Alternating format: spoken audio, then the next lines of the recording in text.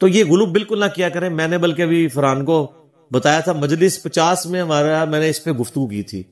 وہ کہتا ہے جانشین بنا دیں. وہ ہے کوئی میں نے فوڈ چین شروع کی ہے جانشین بنا دیں, یا میں آگے کسی کی مسند پہ بیٹھوں؟ بھائی سارے خادم ہیں نبی اسلام کے دین کے. یہ علیحدہ بات ہے, اللہ تعالیٰ کسی کو اوپر اٹھا رہا ہے. ڈاکٹر سراج صاحب رحمہ اللہ کی بات مجھے یاد ہے, وہ کہتے ہیں بڑے بڑے مفسر ہیں, لوگ ان کو جانتے نہیں ہیں, اللہ نے میری آواز دنیا تک پہنچا دی ہے. آج جہاں ڈاکٹر سرار قرآن کی بات ہوتی ہے ڈاکٹر سرار کا ہی نام آتا ہے نا. کدھر گیا آپ کے مفسر تفسیریں لکھنے والے؟ ٹھیک ہے, تو یہ اللہ تعالیٰ نے کسی بندے کو عروج دینا ہوتا ہے, وہ اللہ کا فیصلہ ہوتا ہے. بلکہ میں تو کہتا ہوں بخاری مسلم میں حدیث ہے, اللہ فاسق سے بھی دین کا کام لے سکتا ہے. اسی کی بنیاد پہ آپ کسی کے بارے میں کوئی بزرگی نہ کلیم کریں. تو میں نے ان کو کہا کہ وہ ایک میرا اس میں کلپ تھا, میں نے ڈسکشن کی تھی کہ کسی بھی شخصیت کو بت نہ بنائے. اسلام میں صرف ایک شخص ہے جس سے آپ کی عقیدت ہونی چاہیے, وہ نبی علیہ السلام کی ذات ہے. مجھے وہ غامدی صاحب کا جملہ بڑا اچھا لگتا ہے. وہ کہتے ہیں عبادت صرف اللہ کی, عقیدت صرف محمد رسول اللہ, بس باقی سب سے اختلاف رائے ہو سکتا ہے. اچھا یہ بات کرنا آسان ہے لیکن پریکٹیکلی بہت مشکل ہے. آپ کسی بھی بزرگ کے پیروں کے ماننے والے سے پوچھیں گے جی پیر معصوم ہے, کہیں گے نہیں.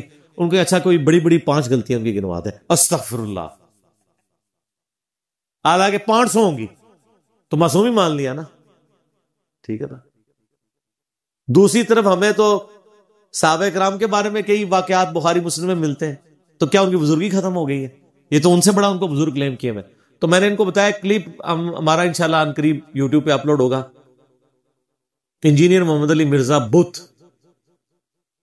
پھر آپ نے مجھے بتانا ہے کہ کسی شخص نے اپنی زندگی میں دین کا کام کیا ہو اور اتنے سخت الفاظ میں کبھی اپنی مذمت کی ہو, تو انشاءاللہ آپ کو کوئی بندہ نظر نہیں آئے گا.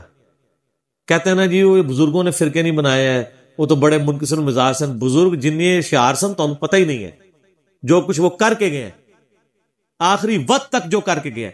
صرف اعلیٰ حضرت کی وصایا شریف آپ پڑھ لیں, انہوں نے اپنی بیماری کے دنوں میں خود اپنے بچے کو لکھوایا ہے کہ میری وصیت ہے, اور یہ کہا کہ میں وصیت اس لکھوا رہا ہوں کہ وصیت لکھوانا سنت ہے. لیکن جو کوئی لکھوا کے گئے ہیں نا وہ کیا ہے, پورا انہوں نے بتایا کہ میرے مرنے کے اوپر یہ مطلب یہ کھانے پکوانے ہیں آپ نے اور غریبوں کو تقسیم کرنے ہیں. وہ تو ٹھیک ہے, وہ اس سے میں کوئی اختلاف نہیں, بہت اچھا کیا ہے. اس میں نے کہا کہ کوئی امیر بندے کو نہیں دینا, صرف غریبوں کو. ٹھیک ہے, میت کی طرف سے صدقہ ہوتا ہے, صحیح مسلم میں حدیث ہے. لیکن اس کے بعد انہوں نے لکھا ہے کہ میرا دین اور میرا مذہب جو میری کتابوں سے ثابت ہے, یہ تمہارے لیے میرے بعد سب فرضوں سے بڑھ کر فرض ہے. ہاں جی, آپ استغفر اللہ پڑھ رہے ہیں, وہ اس کی تعویل کرتے ہیں. تعویل وہ یہ کرتے ہیں کہ ان کا دین اسلام تھا.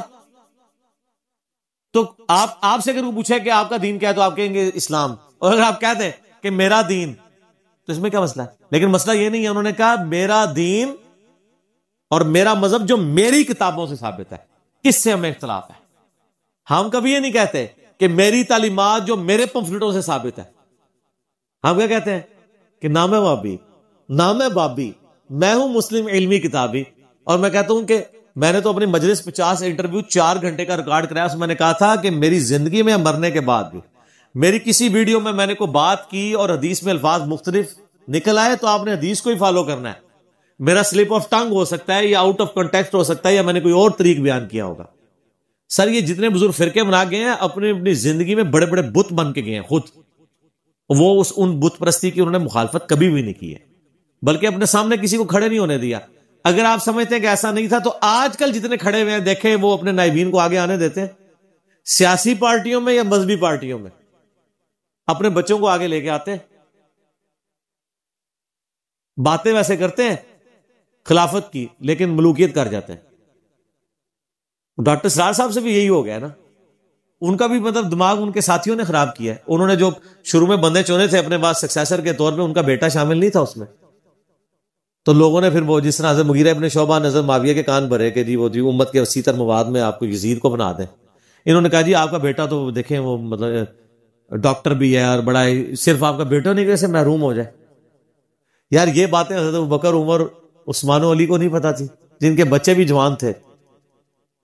ٹھیک ہے, اور صحیح بخاری میں جو حضرت عمر کہتے ہیں کہ عبداللہ بن عمر سے مشورہ ضرور کرنا لیکن میرے بیٹے کو خلیفہ نہیں چننا.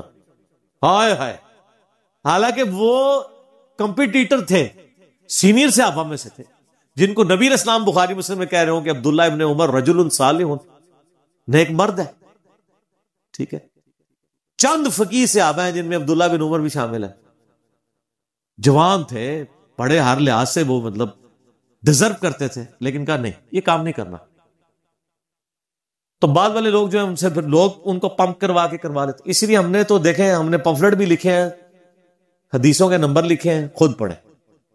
میں اللہ کا شکر ہے اپنے کامنٹس کو آخری درجے تک محفوظ رکھتا ہوں. اس کے باوجود میں کہتا ہوں کہ اگر میں نے کوئی بات ایسی کہیں میرے سے نکل گئی ہے تو آپ اس بات کو چھوڑیں, آپ کتاب و سنت کو فالو کریں.